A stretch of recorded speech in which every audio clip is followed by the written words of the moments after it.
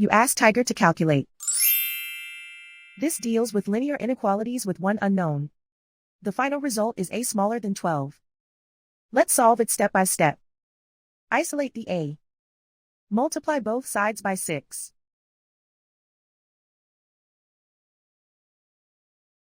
Group like terms.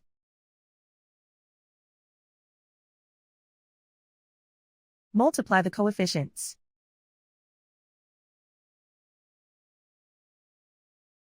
Simplify the fraction.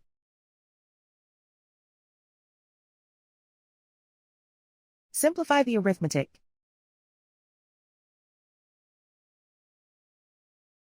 Plot the solution on a coordinate grid. And so the final result is a smaller than 12.